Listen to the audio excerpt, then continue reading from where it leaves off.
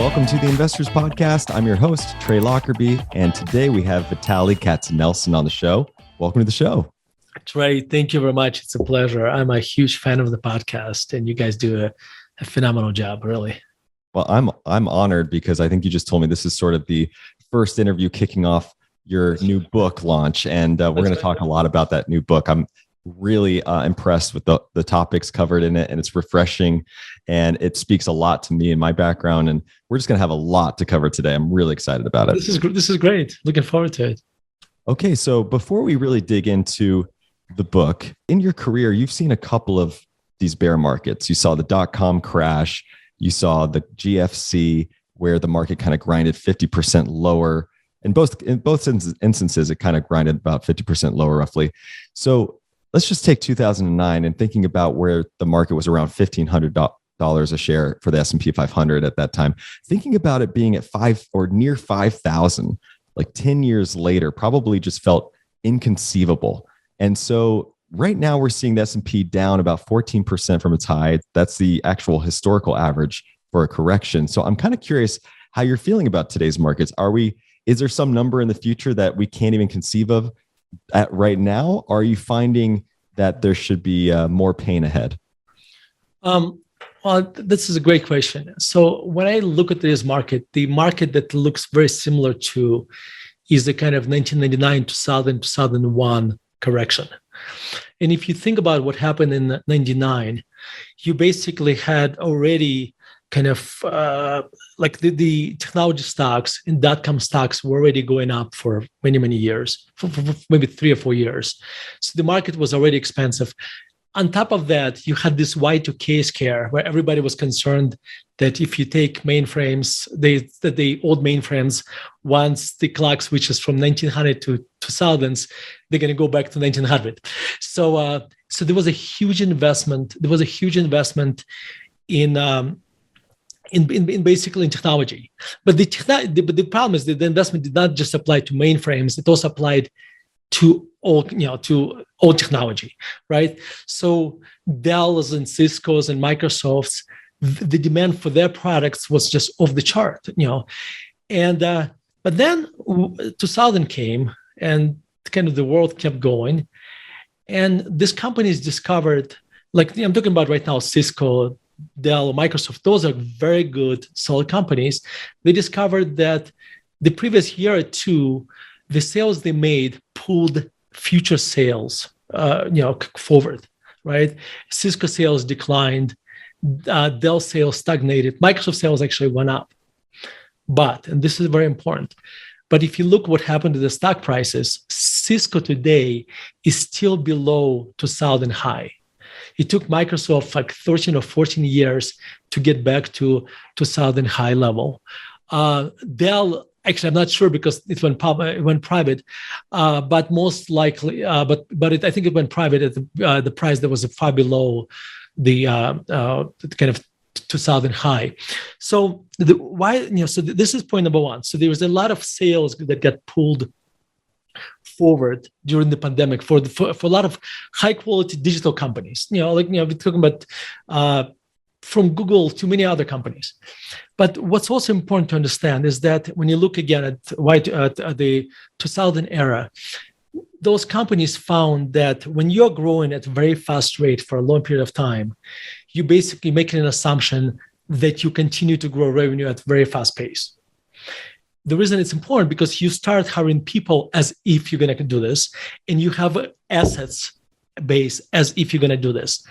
When growth slows down, you discover that you have too many people and you have too much assets, and therefore what's going to happen? You have layoffs, and this is important because I think what happened during the pandemic, it was kind of our Y2K moment for a lot of digital companies. Because during the pandemic, we didn't really know how the future is going to look like post-COVID, right? And a lot of these companies were basically assuming that we are kind of in the new normal, digital normal. And today, they're waking up to the fact that I think they pulled a lot of growth from the future. If you look at Zoom, it's basically went from a child to maturity in 2 years. right? And now it's a mature company, and the earnings are re-rating. Its cost structure probably going to have to re-rate, and a lot of other things. So the reason it's important is that because when what I learned about the market, things go from one extreme to another, and the reason it's important because when valuation gets very, very high and people get overly excited, as sales growth slows down and as earnings collapse because as revenues decline, the cost is still high and companies now taking charges, laying off people. What's probably going to happen is that, and this is what happened in 2001, 2002, the companies went from being loved to being hated and completely abandoned. And you could have picked up Amazon and some other high quality companies for 90% cheaper than they were at the top. And so when I look at the market today and I look at the darlings of yesterday, that were too expensive for value investors like me, I think we'll get to the point where they will become cheap enough. That we're not there yet. And so I'm kind of looking through Cathie Wood's arc and kind of taking mental notes of companies I'd like to own that are good businesses and trying to figure out how much I want to pay for them. So this is kind of on the .com 2.0 bubble. Then the other thing that's going on in the economy today is obviously we have this significant inflation, and we already had inflation before the war in Ukraine. And I think the war in Ukraine basically just added a lot more oil to the fire. And I think we're going to have that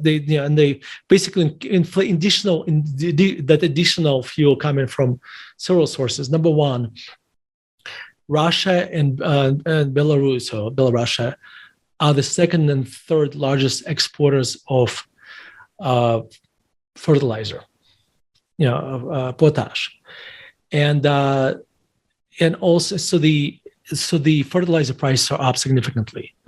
Potash prices are up significantly. Also, nitrogen fertilizer is basically derived from natural gas, and natural gas prices are up again because of the war. And so, what's going to happen over the next couple of years, or next year at least, we're going to see most likely the cost of food will go up tremendously, just because fertilizer is the kind of it's the lowest layer. It's the most important input into food prices, and so you're going to have lower yields because farmers will be more stingy with fertilizers. They're going to have to raise prices for corn, for anything, and so you're going to have food inflation. Now you also have we're going to have oil prices higher, natural gas prices higher. Also, as the interest rates go up, and this point is very important, as the housing price, the housing prices went up tremendously, and as interest rates go up, their impact on housing is going to be significant. Let me give you an example. The median house in the United States costs about $450,000. As a 30-year mortgage goes from 2.8% to 5.2%, that difference is about $7,000 more a year of interest payments. Wow. That is basically, if a median income in the United States, household income is about $65,000, that's a more than 10% of median income is going to be consumed by, just basically, in other words, think about this. The house you were going to buy hasn't changed. You just have to pay for that, $7,000 more in interest payments. So that's another source of inflation. And on top of everything else, if you were going to buy a car, that car now is going to be, and you're going to finance it, that car now became more expensive. So what we are looking at, is consumer has been attacked. Consumer has a limited budget, right? And consumer has been attacked from different directions. Now spending more money on food, on gasoline, on heating, on basically the cost of financing now is higher. So when we look at the economy today, I think there's a very good chance that what's happening may turn basically, it's very stagflationary. This inflation will turn stagflationary. I don't know if it's going to send us into a recession, or maybe we're already in a recession. but I know this is not good for the economy. So as a stock picker, we basically, what my company does, we build a portfolio of individual stocks. We have basically shifted portfolio from discretionary spending. So we have very little exposure to stocks that rely on discretionary spending from consumers, because I think that's going to be the area that will be attacked the most. That's very interesting. Just to add it's certainly interesting times that we're living in. I mean, you brought up Cathie Wood. Mm-hmm. She's now selling Tesla, buying General Motors. I mean, we're shifting into a new era a little bit. And to your point, though, those tech stocks are hopefully going to get cheap enough where folks like us can actually come in and do a Bill Miller strategy where he bought up Amazon, right at the trough of 2009, so to speak. But just to add sort of like a contrarian or devil's advocate take to what you just said, especially around housing, because my concern with housing is that there's just still a lot of liquidity out there, and you have Blackstone and people like coming in and buying up hard assets, because you have institutions now entering the market, buying up some hard assets in some regions, major metropolitan areas, for example, that could continue to drive this thing higher and higher. I'm seeing it in Los Angeles, so I'm speaking from my relative experience here. But I'm just kind of concerned how even though interest rates are going up for the consumer, it seems like these institutions are finding ways to enter this asset class to continue to drive things up, because it's simply a hard asset, and they're just trying to protect against inflation that way. So no, I think that is actually a very, very good point. What I described is, you're right, is basically kind of direct impact on the consumer, right? But think about Blackstone buying these houses, right? And they're renting them out. When they rent them out, those rents will be higher as well, right? So, and also Blackstone, kind of institutional buyers, they are still a small part of the market, not the whole market, right? As if the housing prices start decline, which by the way those things do happen, then their interest in buying houses may actually decline as well, right? So, but any way you look at it, if they buy houses and then they rent them out, they'll be raised in rents, right? So if you're a consumer who now renting, that still impacts your budget, right? Because you just write in a larger check to Blackstone. But that's a very good point. So you mentioned Microsoft struggling for about 13, 14 years. There was sort of this lost decade, if you will, around the late 90s to the 2008 timeframe, where the market just simply recovered to where it was. And I'm kind of curious, given that you wrote this little book about sideways markets, do you see any prospect of that kind of what we're entering into, where it's just going to be a decade or sort of a lost decade period where we won't recover to where we just were only a few months ago for a significant period of time? Yeah, no, I think actually, if I had any interest in this, I would probably be re-releasing my book again, the little book of sideways markets, because we are primed for this environment. This is Microsoft is a good example. Let's examine why the stock hasn't gone anywhere. Okay, I forget the numbers now, but Microsoft valuation was trading 65 or 75 times earnings. Okay, after that, Microsoft, and I'm right now doing from memory, but probably grew earnings and revenues maybe 15% a year. Okay, and it just took 12, 13, 14 years for Microsoft to grow into its valuation of 2000. So its price to earnings went, I don't know, from 65 times earnings to 12, even though while its earnings are growing. And this is why this saying, the price you pay actually matters, is so important, because it does. Let me give you an even better example. There is this company who basically is the most important company in the wireless space, Qualcomm. Imagine you are in 1999 and you think about the wireless, the Qualcomm basically has a tax on every cell phone sold globally. Okay, because it has it basically has a patents for 3G, 4G, and 5G. So every time you buy a phone, about 3% of the price of the phone goes to Qualcomm. Just imagine how beautiful that business is, right? Well, if you bought Qualcomm in 1999, I think the stock was so expensive that I think it took you like 15 to 18 years to get your money back. Again, if you only look at the stock price, you would have seen this. Stock declined first and then basically just did nothing for 15 years. While it was happening, its earnings and revenues were growing very steadily, very, very fast. It just was too expensive.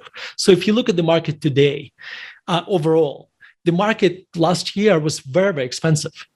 There were pockets of the market that were insanely expensive. Like if you basically look at Cathie Wood's portfolio, that was the insane part of the market.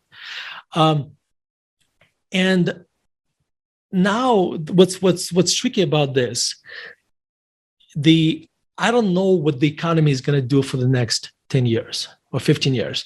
Because today, if you think about where we are today, the government debt is incredibly high.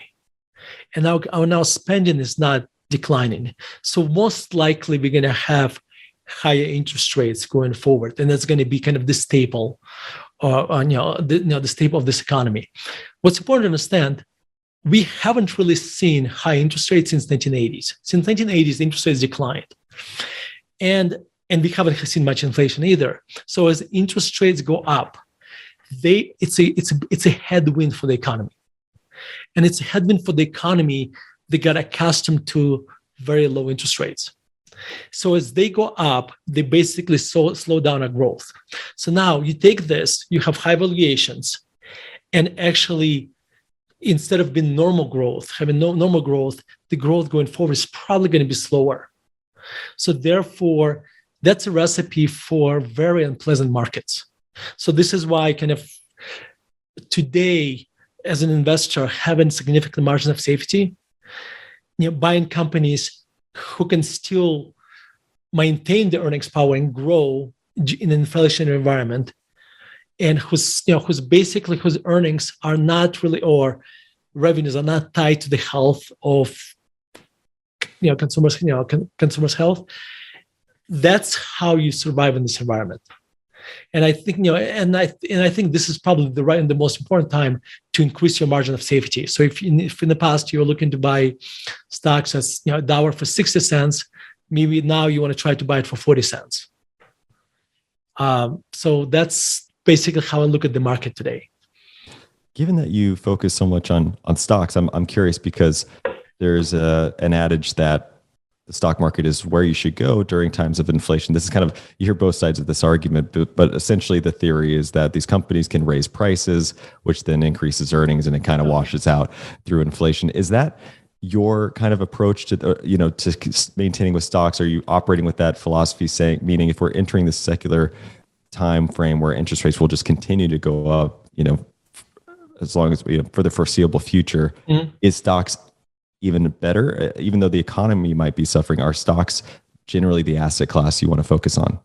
So think about stock price. Ignore dividends for a second, okay? Stock price goes up or down in the long term for two reasons, and combination of these two reasons: earnings growth, and change in price to earnings. Okay, so even if number of widgets we produce stays the same and we have inflation, the economy is going to the GDP will grow in the nominal terms, right? So therefore, some companies will be able to grow earnings better than others during the inflationary environment, right? So, but in general, earnings will grow with inflation. So that's a good news. The bad news is that the price to earnings, which is still very high, will contract, because when your interest rates are low, you're discounting the future at low interest rates. When you have high inflation and high interest rates, the future is a lot less exciting. There's high interest rates. So it's a combination of two things. Nominal. So the inflation is good for nominal. So stocks will benefit because in general, companies will be able to raise prices, and it's going to show up in their nominal earnings. But price to earnings will decline, which will wash away some of the gains you get, from earnings growth. So this is why it's kind of a tricky environment. And then you want to own companies that have pricing power. As an example, if you are a retailer that has exposed to a lot of discretionary spending, you will be the casualty of inflation. because consumers will have less money to spend at your stores. If you're a grocery retailer, you're probably going to be okay. As an example, right? Like Warren Buffett, like when somebody asks them, what are the best stocks to own during the inflation environment? He said, you want to own a claim on somebody else's revenues. Just think about this. I'll give you a couple examples. And I'm not saying those are good stocks. I'm just giving examples of businesses. They think of McDonald's. They collect franchise fees from their franchisees. As franchisees' revenues go up, McDonald's costs don't change as much, but that whatever 5 or 7% they charge, that nominal number goes up. Another one would be, let's say, MasterCard or Visa. Right. Again, it's a claim. They collect, 50 basis points or 1% of every transaction, right? As the dollar volume goes up, just because of inflation, even if we don't produce more widgets, their revenue goes up, even though they have their costs don't go up as much. But in other words, let me give a couple examples of companies we own. So we own pipelines. Okay. If you think about a pipeline, you basically have fixed assets that have almost an infinite life. If you just maintain your pipeline, those assets have an almost infinite life. Okay, and when pipeline build those assets, that's in yesterday's cost. Now they are able to raise prices with inflation. A lot of the contracts allow them to raise prices with CPI, PPI. So their revenues go up where their costs are mostly fixed and don't change. What's also important to understand, maintenance capital expenditures for pipelines are very, very small. And this is like when you look at the business, you want to look how much maintenance capital expenditures they have in relation to the assets. In case of pipelines, those maintenance capital expenditures, I'll give an example. We own Enterprise Products, which has about $8 billion operating cash flows. Their maintenance capital expenditures are about $500 million. And I'm being conservative. So if that maintenance capital expenditures goes up 30%, the revenue, like let's say we have this runaway inflation, the revenue going up by 10%, that contributes $800 million. Okay, $800 million to the, if the costs go up by 30%, that now their margins still can be much, much healthier. Anyway, as an example, so that's how we basically position portfolio, kind of one stock at a time.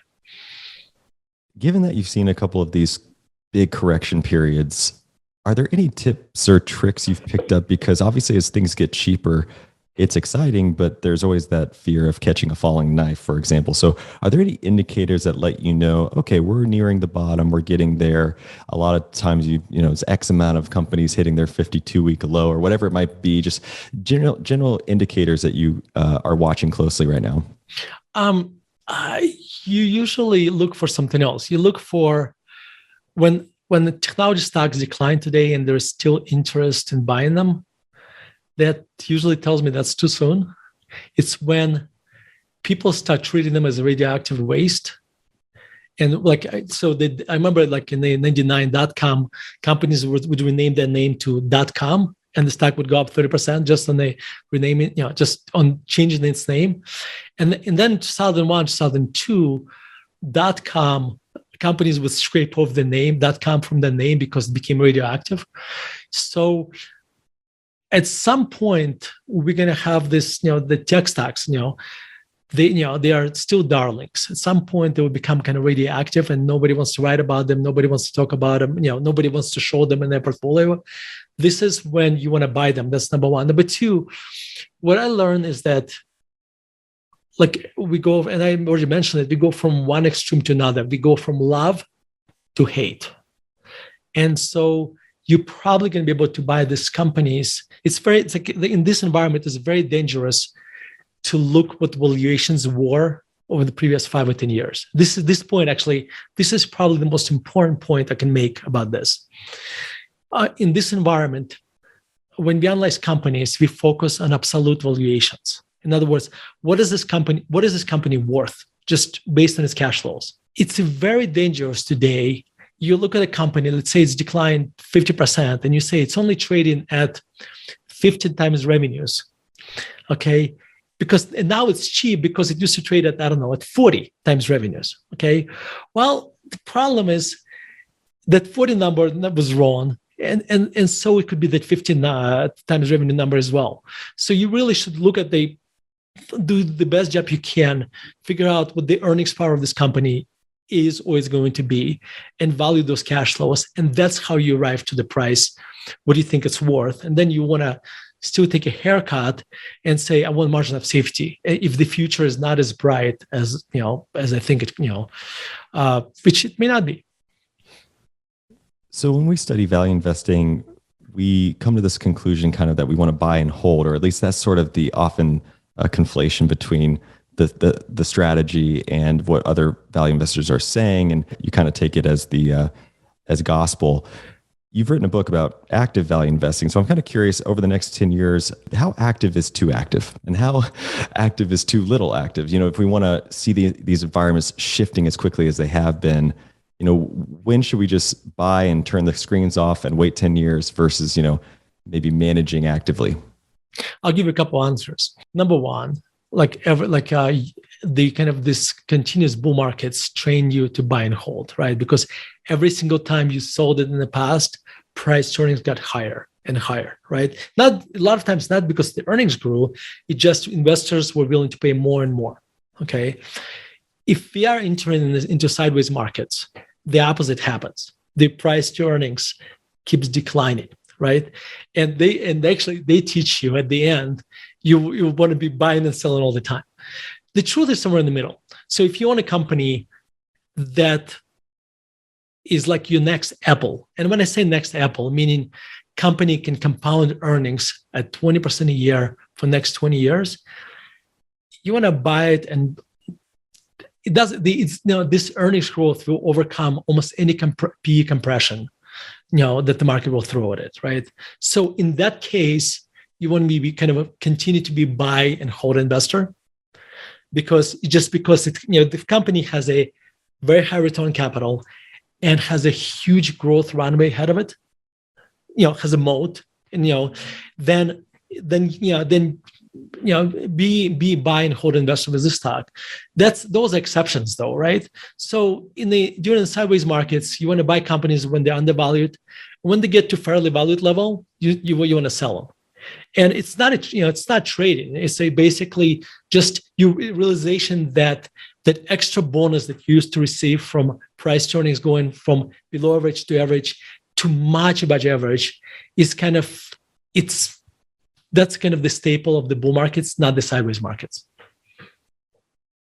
Thank you for that. So now I want to kind of transition a little bit into your book, because it is a topic that we actually strive to cover on the show. While we love the tactical investing things, I think we're all here to learn more about the philosophies to just live a more meaningful life, because I think there's a lot of synergies between investing and living a meaningful life that you explore in this new book. So I've often said that, I came to investing and stayed for the philosophy, and you write something kind of similar in the book. And something I actually learned from the book that I didn't know is that the actual ancient Greek translation of philosophy is quote unquote love of wisdom. That's right. And when you study successful people enough, you often find this common denominator that they're just these voracious learners.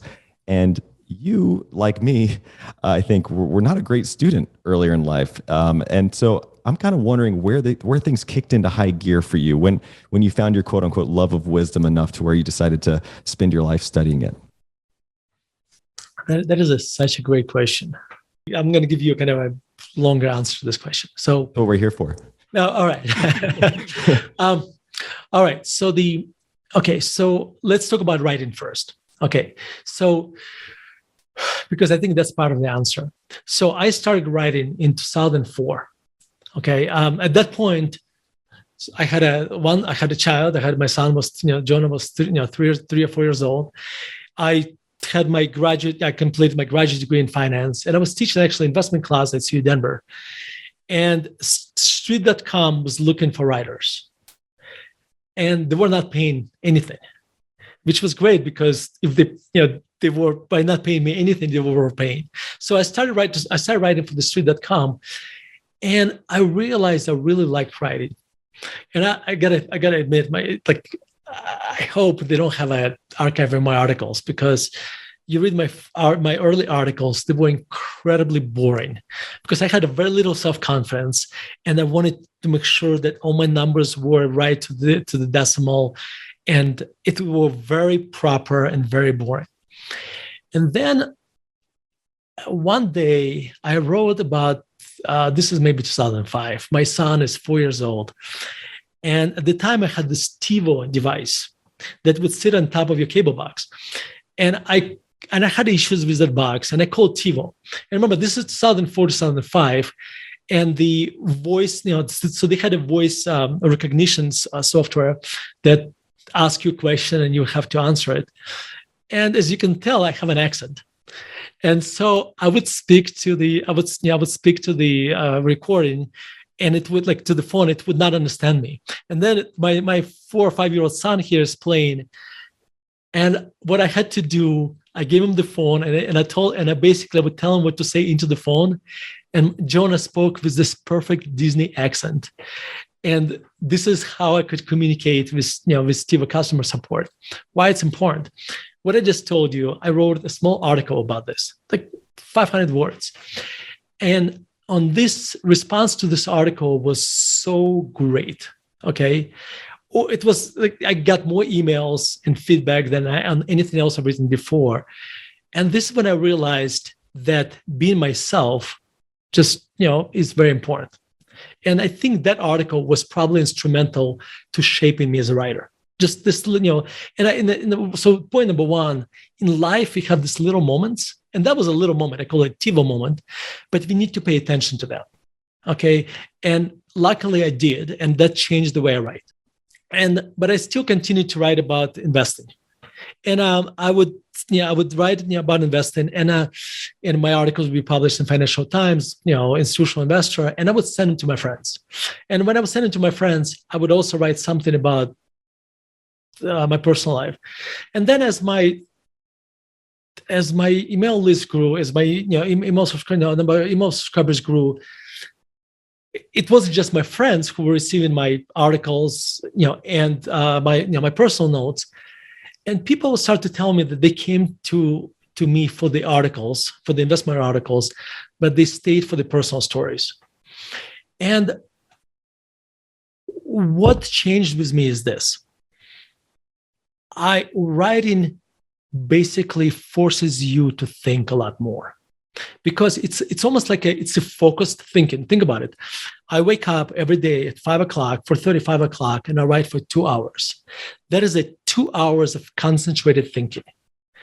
And most of us don't, like, a lot of people don't have that luxury, and therefore they just don't get to spend much time thinking about things. So that basically turned me into a thinker. And and over time I started to write about, and I also love classical music, and you and I share interest in music. And what I learned is this: if I write about this gives me an opportunity to learn more. And also, and this is another thing to understand: you write daily, part of you becomes like you become a writer. Okay, so when somebody says, "What do you do for a living?"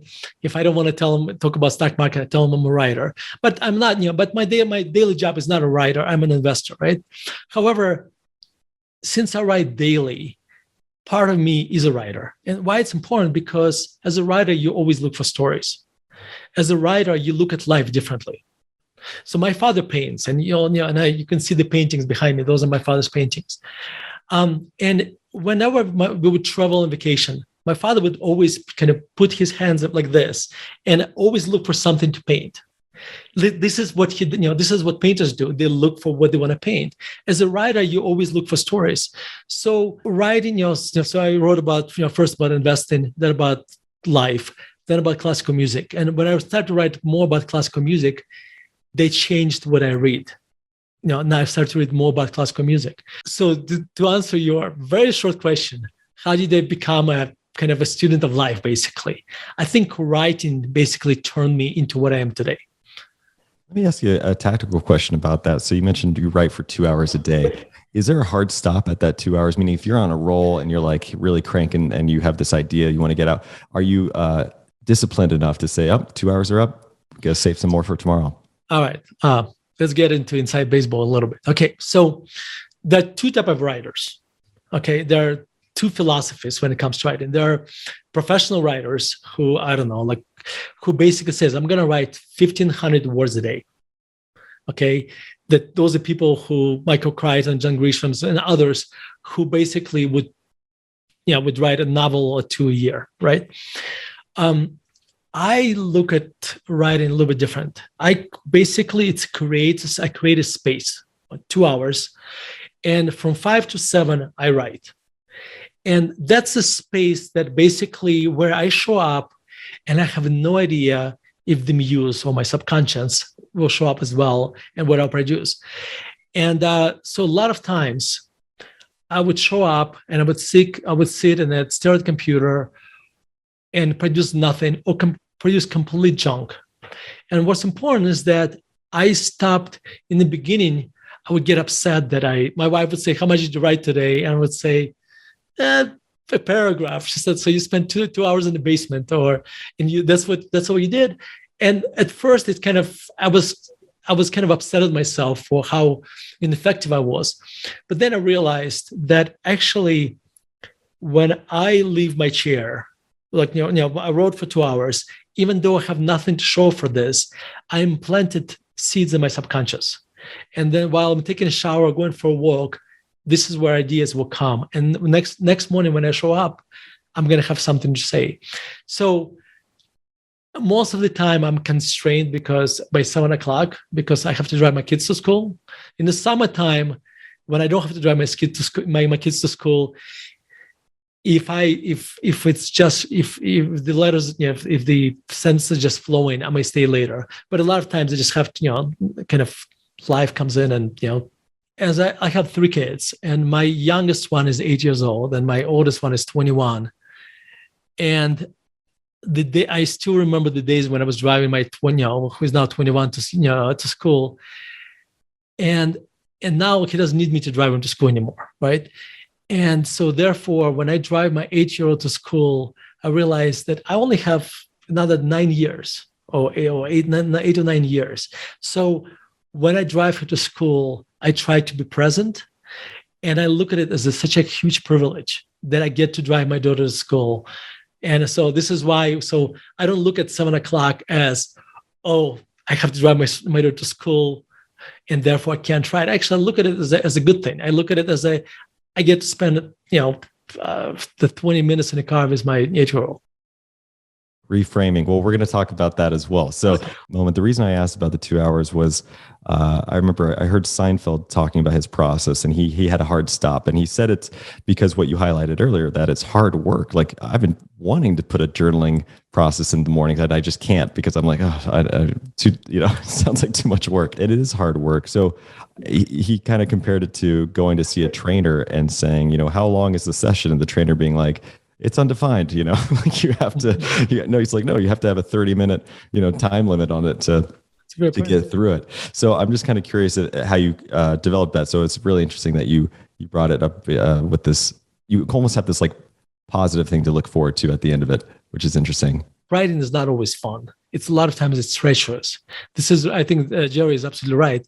Having a defined 2 hours is very important because I know it's a commitment on, and Seinfeld has another trick where he tries to not to break a streak. So he shows up he wants to write a joke every day. So I write with few exceptions every single day. Like when I go on vacation and I travel, things get complicated. But when I'm in Denver, I write every single day without exception, even on Saturday and Sunday.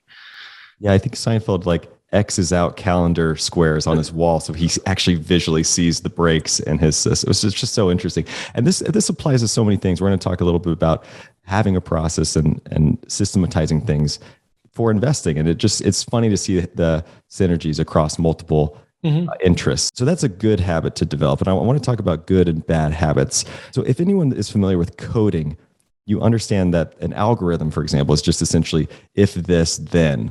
Yes. And we can use this framework for developing good and bad habits. So I'm kind of curious for you, what are some examples where you've used if this, then to either enforce a good habit or even, replace a bad habit? I give you two for the price of one. So it's not in the book, so this is going to be interesting. So I found that I drink a lot of coffee, and I like coffee, and I drink it. I don't think I'm drinking it because of as silly as it sounds, I like the taste, and I at some point I found that I drink literally, maybe 6-7 cups a day, which is too much. So I created this if this then habit. So for every cup of coffee, I do 30 push-ups. So literally, so if I'm at the office or at home, before I can have a sip of coffee, for every cup, I do 30 push-ups. So the number of cups declined to 2 or 3, and I do now 60 to 90 push-ups a day. So think about this. The bad habit declined, and I'm also doing extra exercises.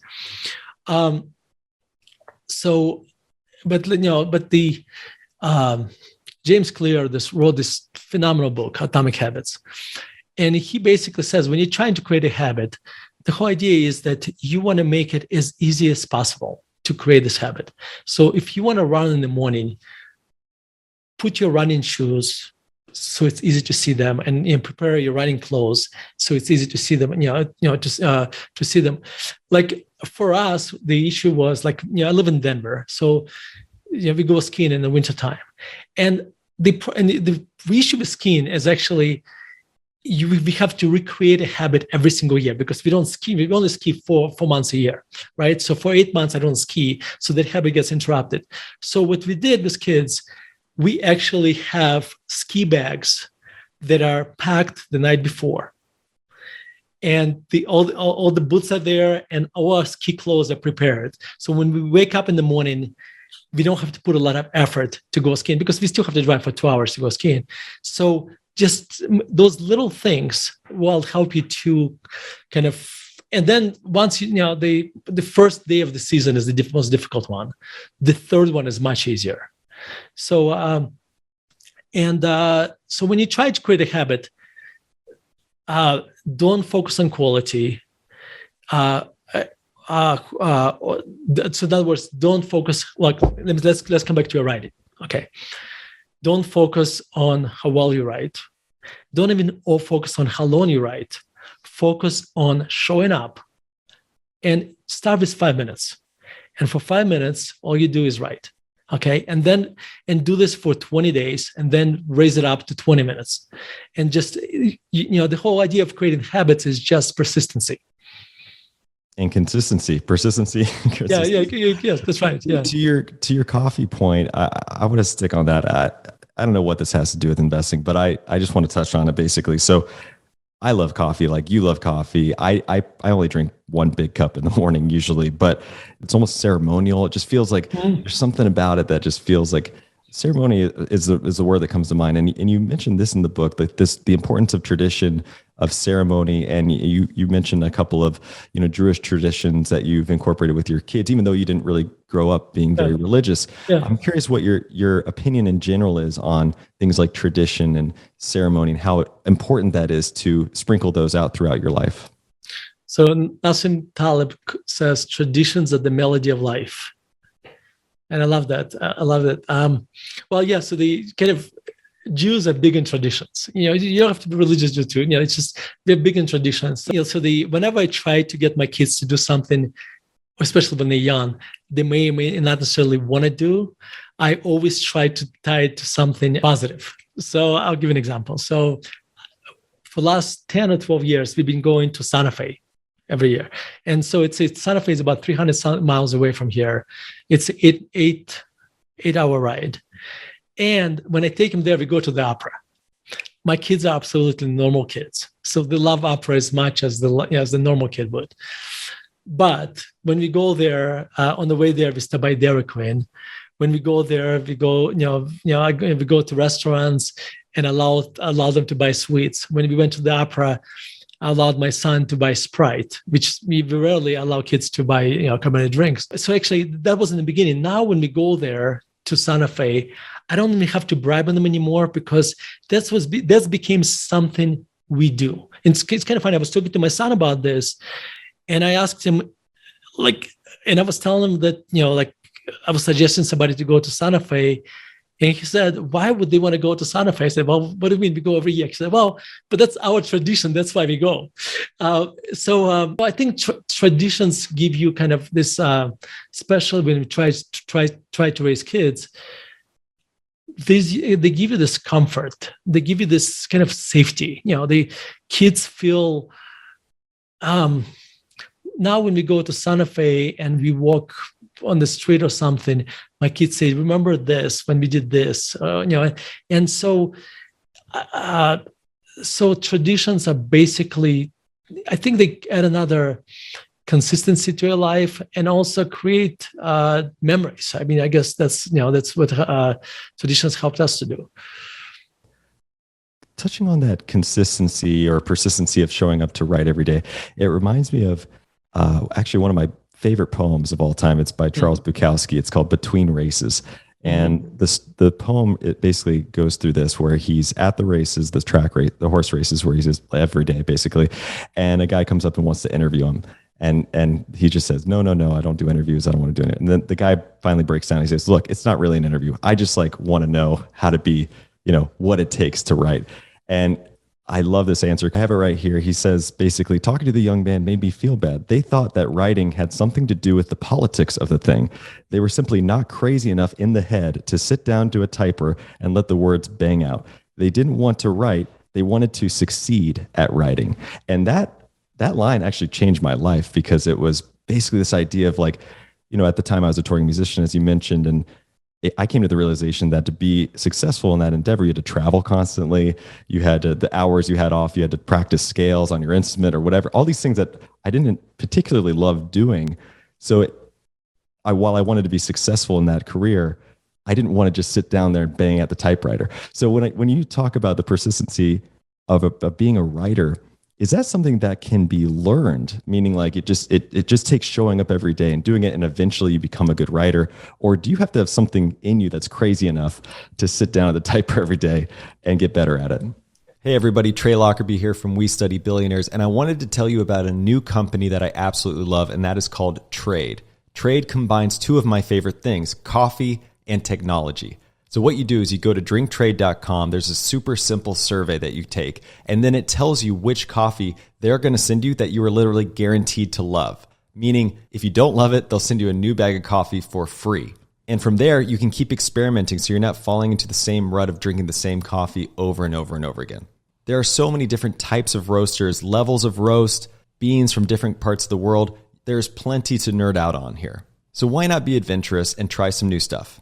After I took the quiz, they sent me a bag from Sight Glass Coffee in Northern California, and it's literally my favorite coffee of all time. Normally, I've been drinking a coffee where I have to sweeten it with honey and almond milk, but this coffee, I could actually drink it black. It was so delicious just on its own. And right now, Trade is offering subscribers a total of $30 off your first order plus free shipping when you go to drinktrade.com/TIP or click the link in the description below. That's more than 40 cups of coffee for free. Get started by taking the quiz at drinktrade.com/TIP and let Trade find the perfect coffee for you. That's drinktrade.com/TIP for $30 off.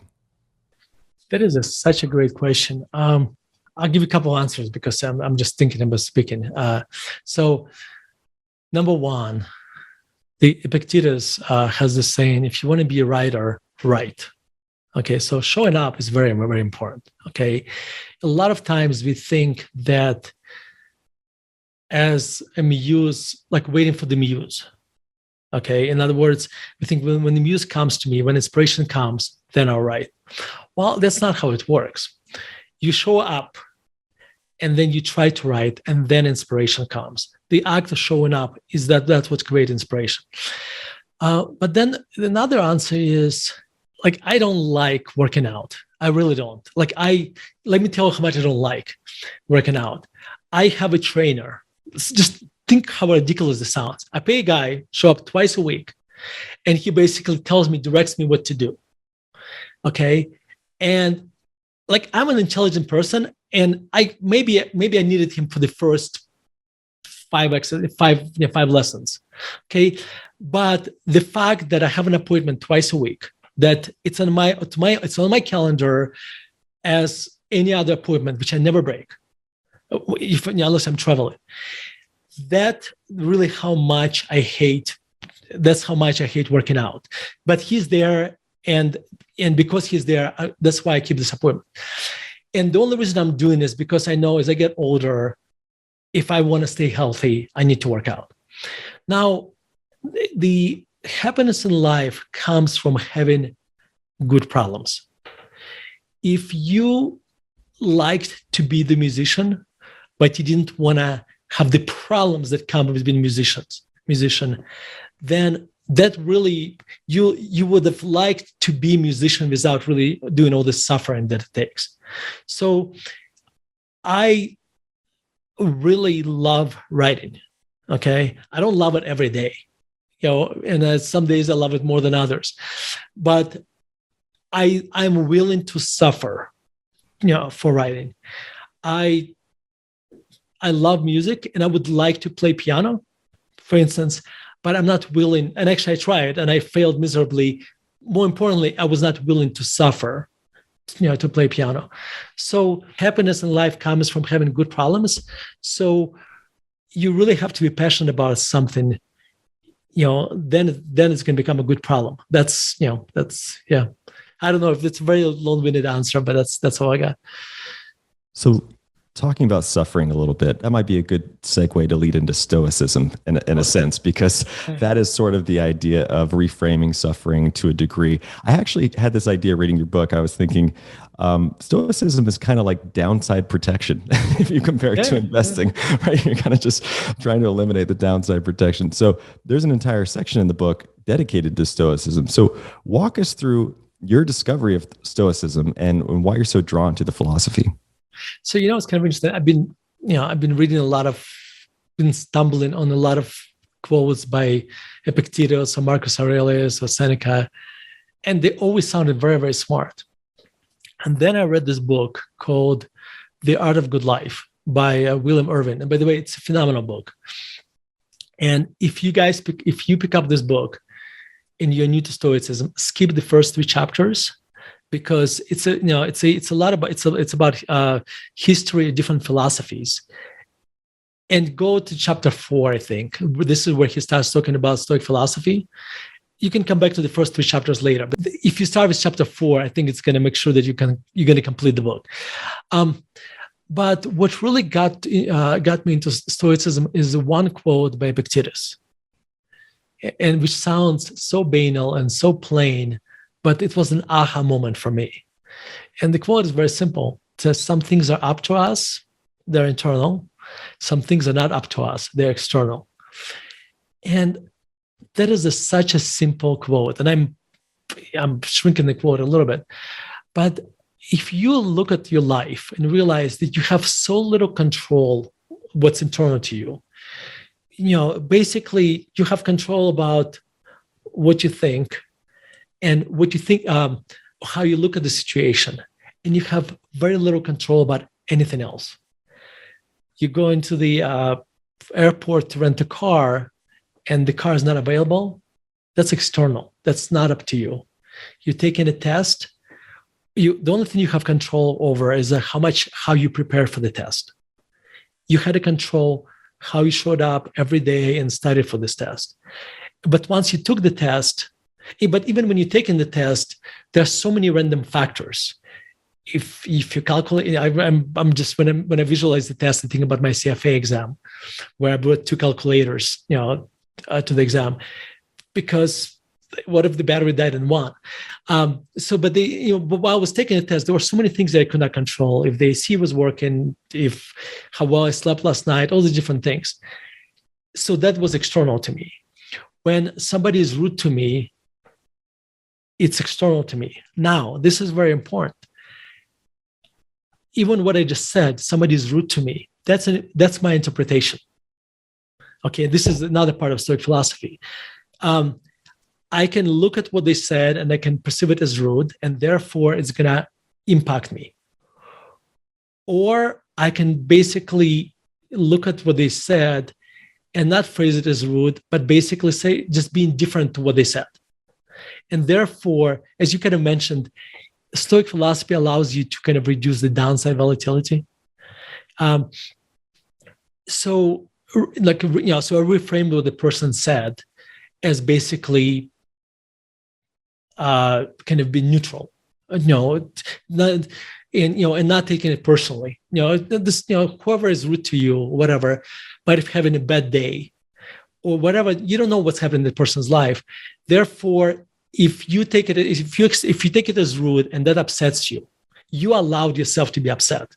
That's internal. Again, see, what they do is external. How you perceive it is internal to you. This is where you talk about reframing. That's what reframing comes in, right? You basically look what happens to you, and then you reframe it in a way that it doesn't hurt you. Yeah, there's this quote actually by Mike Tyson I came across once where he basically said, I once used to get mad at people until I figured out that if I get mad at them, then they own me. And I just thought that was like so encompassing of this philosophy in particular. Yeah, I think I forget one of the Seneca or Epictetus said, or something along the lines that you would not allow a person to come to your house and trash it.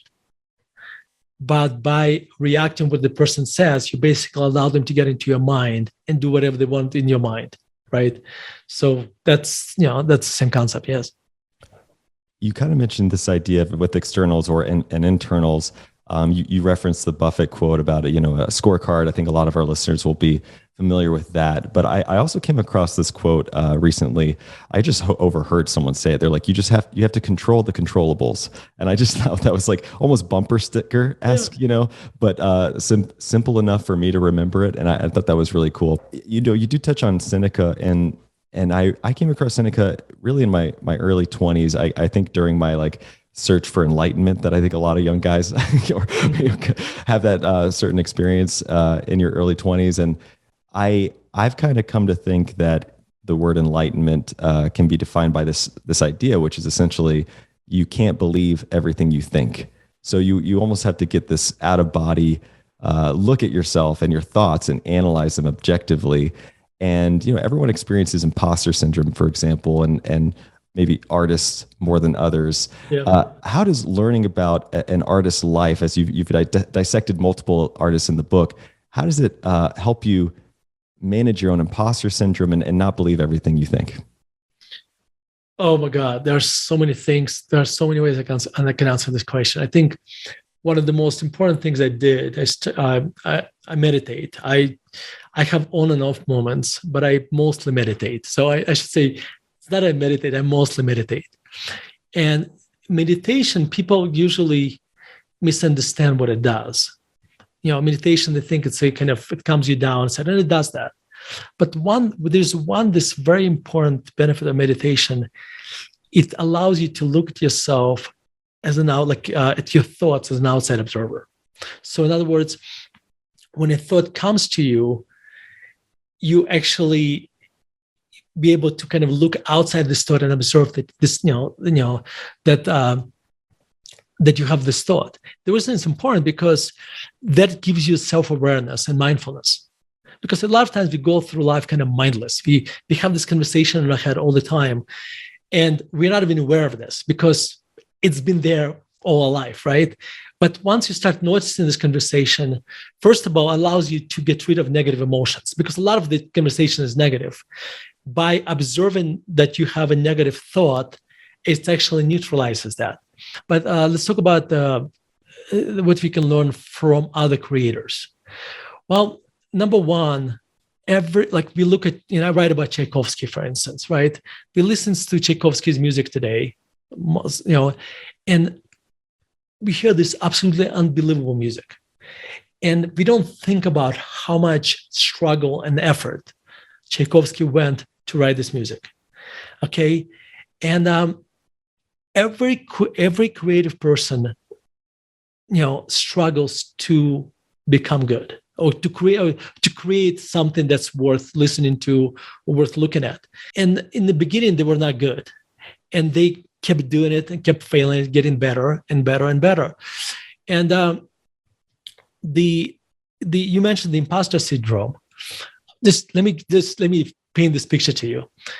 I started to write for the Street.com in 2004, and I was 31 years old. Okay, and a year later, after being writing for the Street.com for a year, I decided I want to write for Financial Times. It's like going from my minor leagues to it's going to high school baseball to playing for Yankees. So luckily, I had so little self-awareness at the time that because I did not deserve to write for Financial Times, but I behaved as if I did. And after reading a few articles, that gave me confidence to keep doing this. So the imposter syndrome is basically is the difference from where we are today, where we think we are today. There was a saying, fake it till you make it. And it's not really about deceiving others. It's about deceiving yourself. It's actually creating self-confidence for yourself to doing what you think you don't deserve to be doing. And think about it, just to make things even more interesting. I wrote my first book, Active Value Investing. I started working on it in 2005. Again, like maybe 3 or 4 months after I started writing for Financial Times. Again, like I'm looking backwards and I'm so thankful that I was clueless.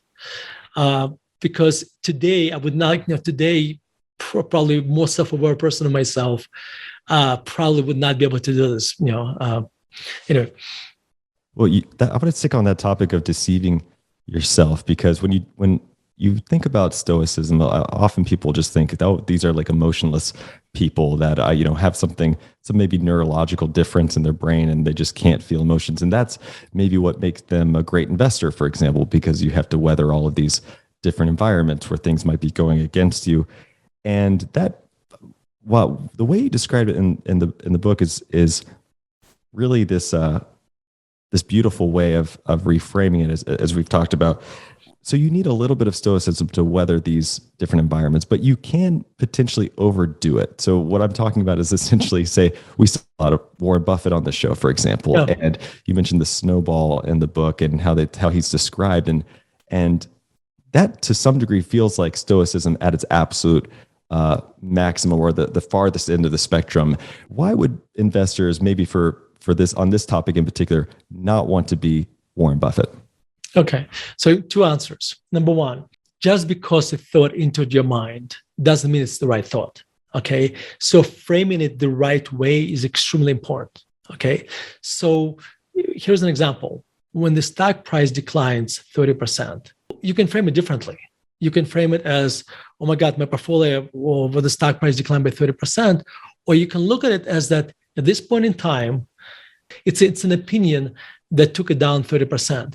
So the question you should really ask yourself, what is the fair value of the company? What is, so the stock is down 30%, so what? That's an opinion, that's what change. It's the value, has anything changed? What the question should be asking, has anything happened to companies' earnings, cash flows? Has the value changed? So that's point number 1. Another thing about Warren Buffett, when I read Snowball, which is a great book about Warren Buffett, what I really, I read it when my kids were still very young. And I'm so lucky that I did, because what I saw there is the Buffett I don't want to become. Because Warren Buffett basically had such a great dedication to investing that it took over his whole life, his whole personal life. He spent very little time with his kids. He neglected his wife, and I'm not judging it. That was the interpretation. That's what I learned from the book. Because you can look at somebody, somebody could be, nobody's perfect. Warren Buffett had such a great positive impact on me as a hero, but this part of his life, he was my kind of anti-hero. Okay. And what I realized that I may be able to be more successful than Buffett, because I'm going to have a better relationship with my kids. I'm going to spend more time with them. And that was that book was probably one of the most important books I read in my life, at that point in time, because I actually realized that time is fleeting. And I need to make So what happens to investors, not just Buffett, to everybody, like investing is almost like a drug. And if you have a passion and you love doing this, like if you don't put kind of guardrails, I'll be spending 24 hours a day doing investing. And by doing this, I will neglect people I love, my kids, my wife, my relatives. So I always have on the back of my mind that my kids will not be young forever. That if I don't spend time with them now, when I wake up, they'll be much older. They'll be different people. I can't go back and redo it because, again, my kids, they'll grow up. And it's kind of interesting. I look at the videos of my daughter, like my middle daughter, when she was 6 or 8 years old, and part of me vaguely remembers her being that age, because they grow up slowly, and then you remember them when they were now maybe a year ago. But I also have a good feeling that they know that I've spent time with them. That's very important to me. It's very important for my kids. So I wrote about it. I wrote on the subject even before the book, and my son knew about this. When he was going to college, he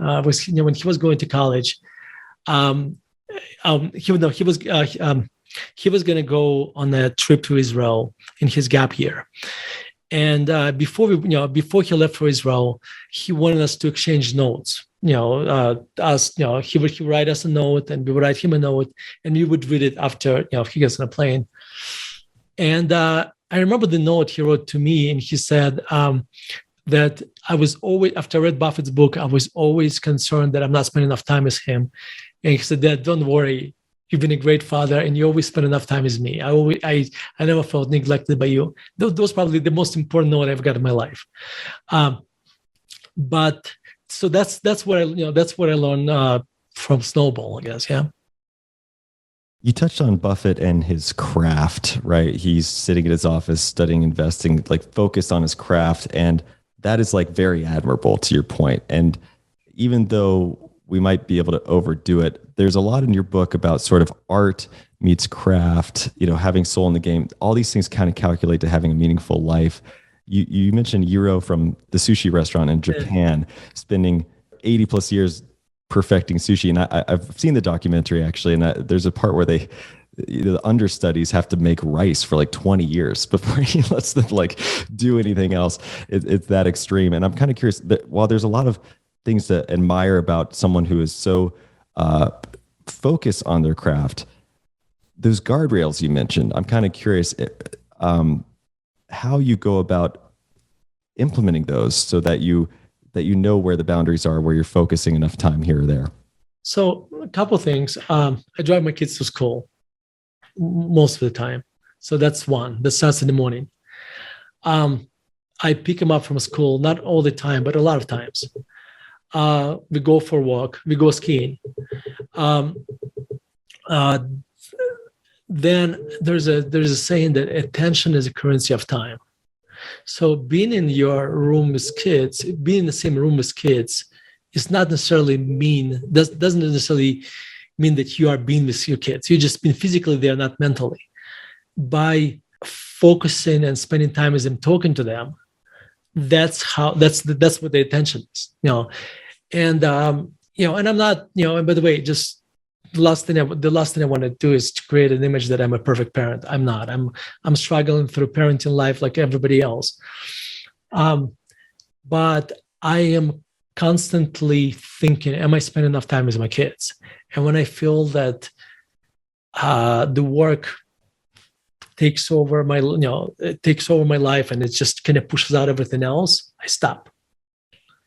And I have a luxury of kind of the irony of this. I have a luxury of working as much as little as I work, as I want, because I run the firm, so I can, create my own schedule. But a lot of times I find I still work more than everybody else here. I consciously make a decision to spend time with my kids. And it's just something, it's like a muscle you train. It's just something that you have to be aware of this, because if you're mindless about it, like especially, listeners to this podcast, because, like if you're passionate about investing, it just kind of takes over your life. And so I constantly remind myself that they won't be young forever. That's actually the exact reason I switched careers away from music to be present. I read the same book. This had the exact same impact on me, actually, in the same way. And now I am a father, and you're a father, and parenting, you write a lot about in the book. And I want to go to your father, who you seem to have a high regard for, and he was also a very accomplished painter, so much so that you actually feature his work in the book. Yeah. So I want to know a little bit what you've learned from his craft and his creative process, and what you've taken away from seeing him work that you either apply to your investing or to your writing. So I think I'm not sure how much I learned from him as a painter, but what I learned from my father is this constant curiosity to learn. It's kind of like there was another title that was competing for the book. It's called Soul in the Game. Originally, I was going to name it Student of Life. And that's because to me, that is such an important concept. When you are a student of life, then you are open to learning all the time. I'll give you an example. If you play chess and you lose, you can get upset about it, or you can reframe it as, again, coming back to reframing, as that part of learning is losing. Okay. And so my father, when he painted since he was 7 years old, and he's incredibly accomplished painter, artist. When he was 60 something years old, he discovered that in Denver, there's this very accomplished, terrific artist. His name is Kim English, who did this wonderful pastels. My father, maybe 65 years old, this very accomplished artist enrolls in the master class of Kim English to learn about pastels. He had zero ego, because he finds joy in learning, and that is probably the most important thing I learned from my father, is that just constantly be learning. By the way, in investing, let's come back to investing. If you feel that you finally arrived and you learned and you know everything, you're so dangerous, because your ego right now, your ego is you have this God complex, and your ego makes you very, very dangerous. That means you're going to lose a lot of money at some point. If you are constantly willing, if you're a student of life and you're constantly willing to learn and change your mind, because being a student of life allows you also to change your mind because you're still learning. That is incredibly important. So anyway, this, what I learned from my father is kind of being a student of life.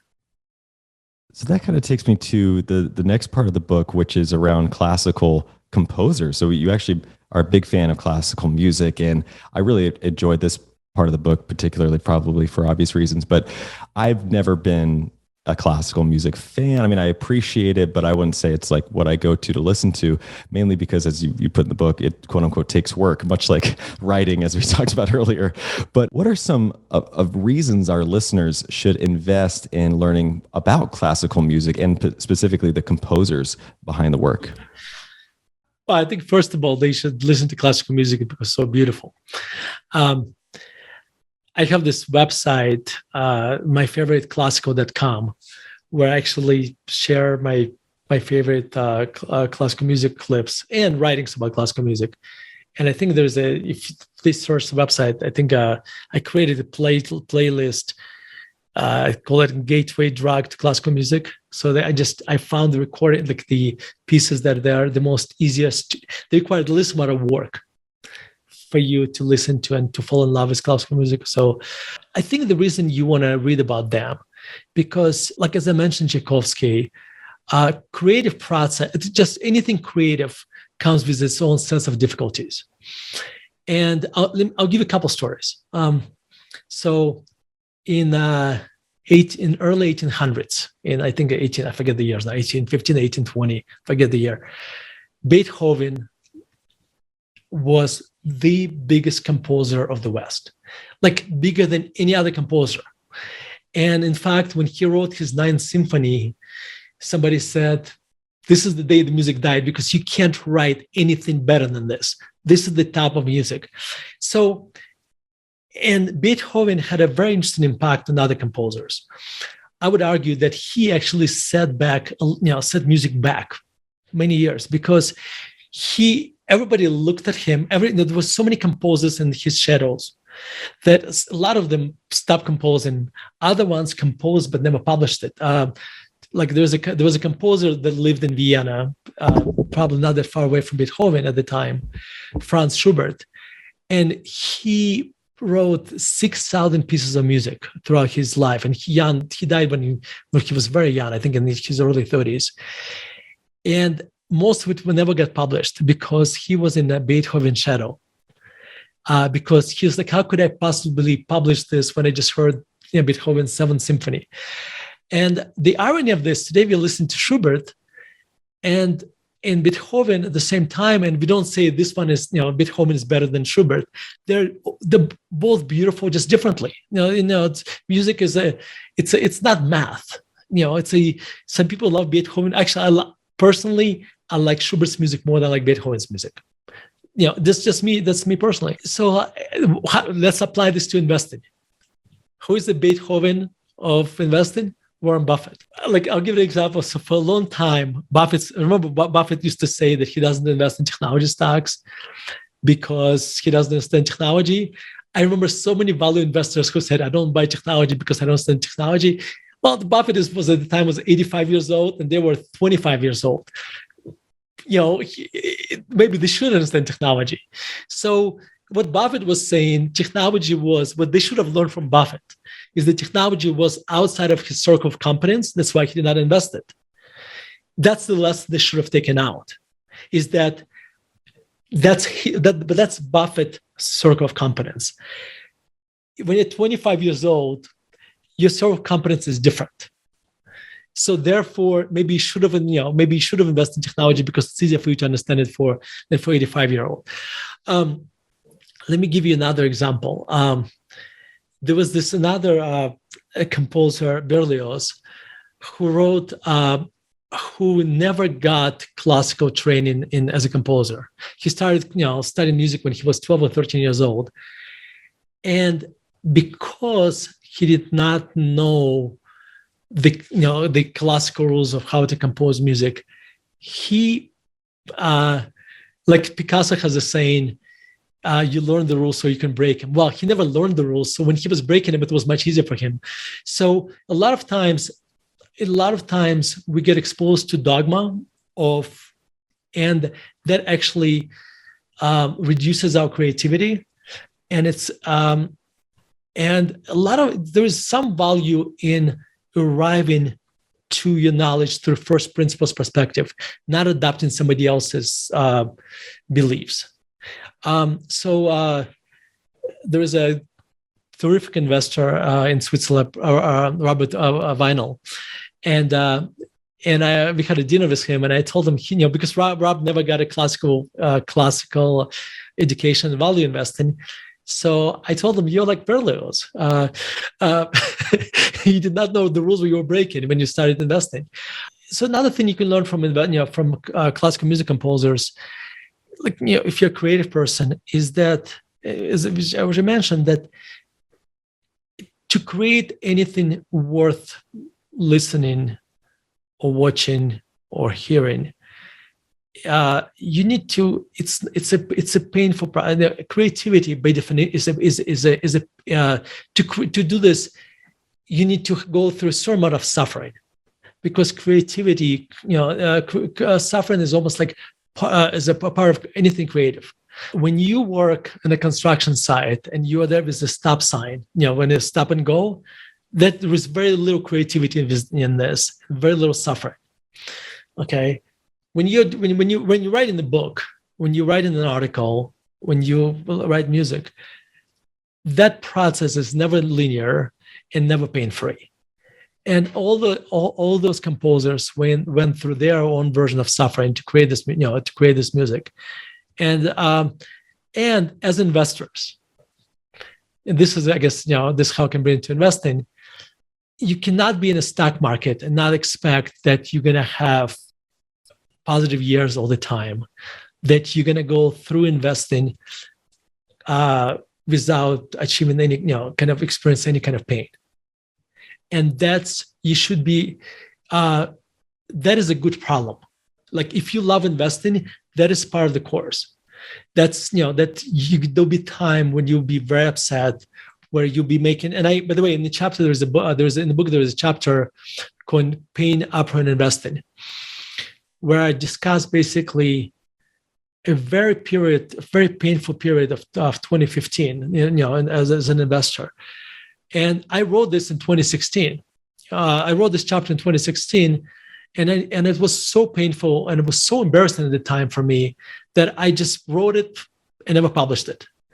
And I finally, 6 or 7 years later, it was easier for me to publish it in a book.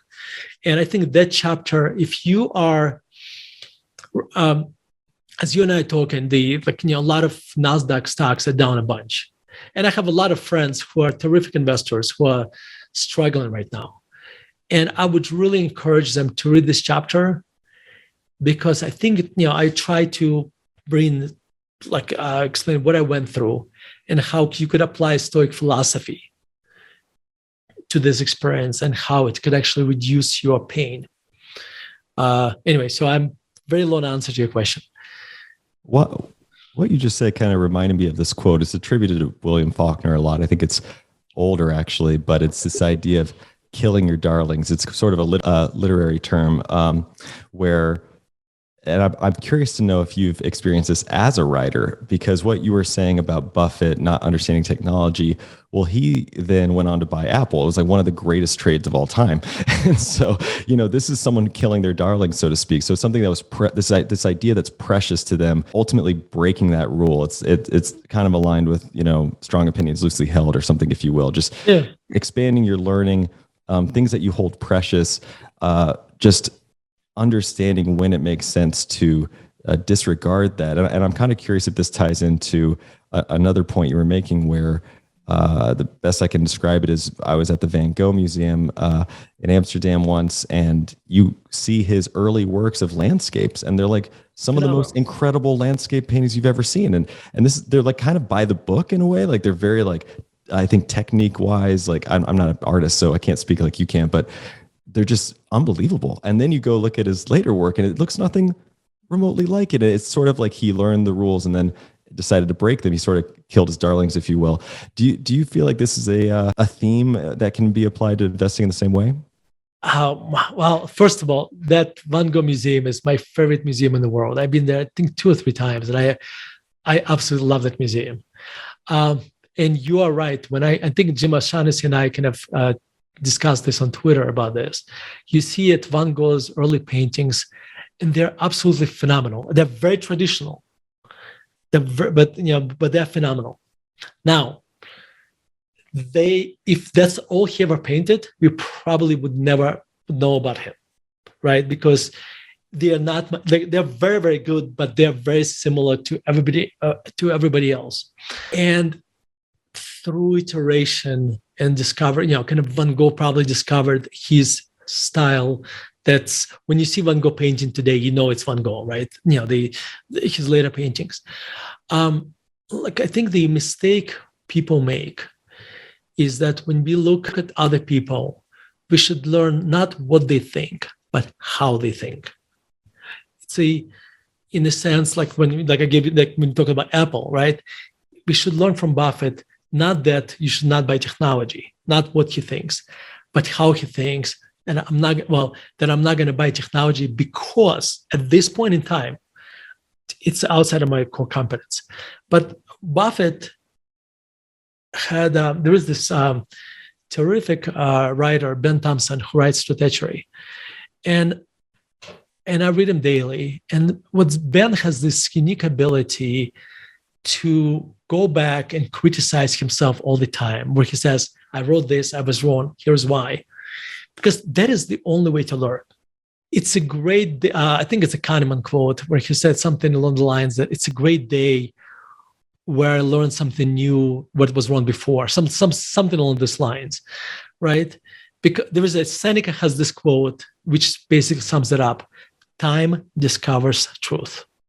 You can apply it to anything. and you can apply it to investing. Because think about it, as investors, we want to discover what the company is worth before time discovers it, right? Therefore, it's not about us trying to reinforce our ego that I'm always right and I never make mistakes. It's really investing is really kind of a quest for truth. In that quest, you want to, I guess, have strong ideas loosely held. In other words, if you had a belief and it was wrong, well, you dump that belief and you have a new one. So yeah, that's kind of, yeah.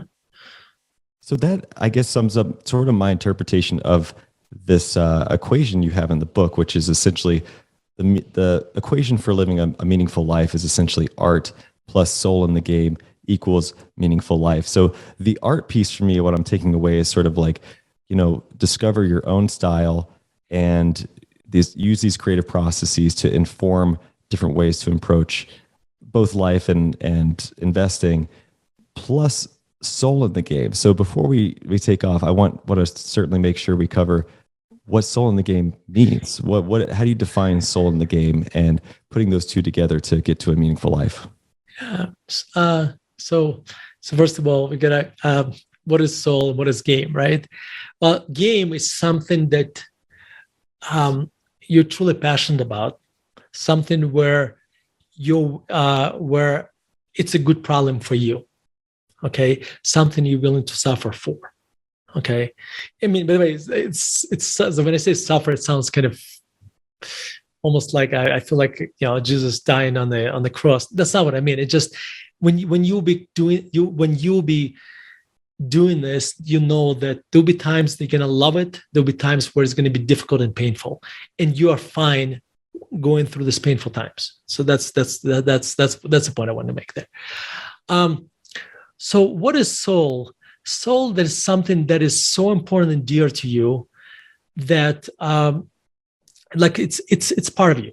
Like so when we talk about Jiro, the guy who makes sushi, making sushi was so important for him that he, the movie is called Jiro's Dream of Sushi, because he thought so much about sushi, how to make the best sushi he can possibly make, that he even dreamt about it.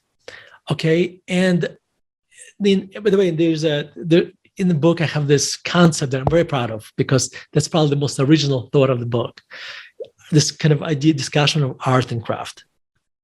Okay, so the story goes like this: my son John and I were in Venice, and we went to Murano factory, and there was this guy was making a horse out of glass, and you have this kind of this bulb of glass, and he takes this triceps and puts them into this bulb, and suddenly in a matter of 30 seconds there is a horse out of nothing, out of glass. And we were so shocked by that, and we were walking on the street and discussing, is it art or craft? And then we realized, when we look at all the stores, they all have this horse.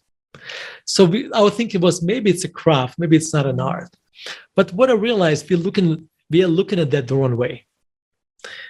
And in any creative activity, when you start doing it in the beginning, it's mostly art for you, because when you repeat something for a long period of time, then it turns into craft. So when this guy was creating a horse, and for us, because he makes probably 50 of those horses a day, for him it's all craft. There's very little risk in it.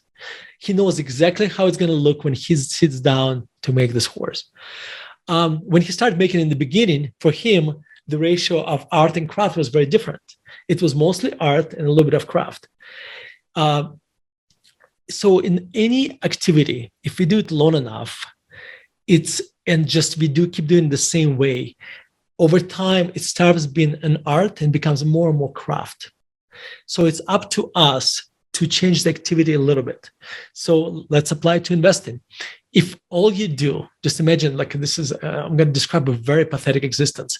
If all you do invest in utility stocks, that's all you do. There's 10, 50, 20 companies in the United States, whatever. That's all you do, invest in those companies. And you do it for 20 years, it's going to be all craft, no art. Okay. So if you grow your circle of competence over time, then you introduce more and more art to it because there's more uncertainty. There's more things you don't know.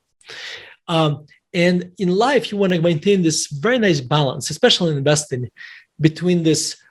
You want to have a circle of competence so you know that you won't make mistakes. But if you stay in this circle of competence all the time, if you don't grow it, it's going to be you're going to be very little craft, very little art left in your life. So again, we keep coming back to Buffett, but Buffett buying Apple was him basically expanding his circle of competence. Coming back to soul in a game. So what is soul in a game?